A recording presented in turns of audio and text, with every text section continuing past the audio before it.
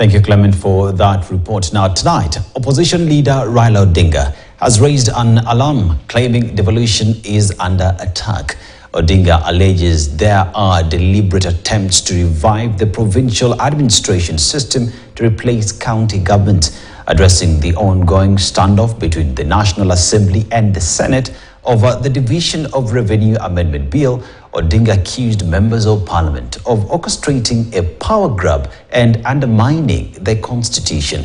He described the move as a betrayal of the people and an attempt to dismantle Kenya's governance structure. KTN's senior political affairs reporter Daniel Kariuki takes a closer look at the standoff that has now drawn in some of the country's top political figures. National Assembly and Senate have been at loggerheads over allocation of funds to the devolved units. Senators have stood ground on allocation of 400 billion shillings, but the National Assembly has insisted on 380 billion shillings. And for all of us here, the real solution is actually getting the monies unlocked. Undercurrent of the current mediation process on DORA is not that of agreeing on numbers between the National Assembly and the Senate. And this has caught Raila Odinga's eye. We are dealing with people who do not want devolution. So devolution is under threat.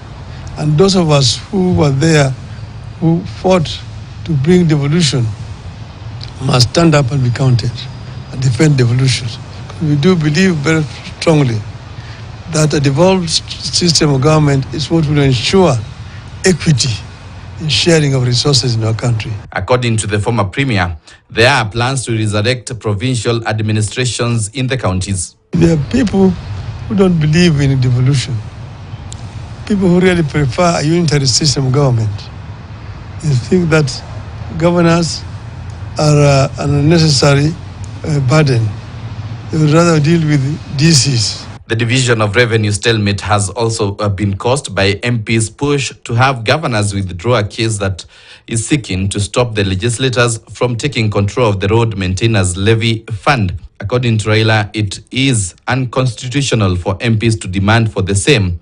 The former premier hit out at MPs saying they are thirsty for the power and want to control funds in the country. They're supposed to represent their constituents.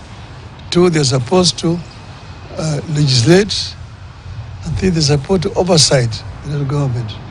But they themselves are now being involved in the execution of projects at the constituency level. In fact, there's very little work being done in the National Assembly. The Assembly is most of the times empty.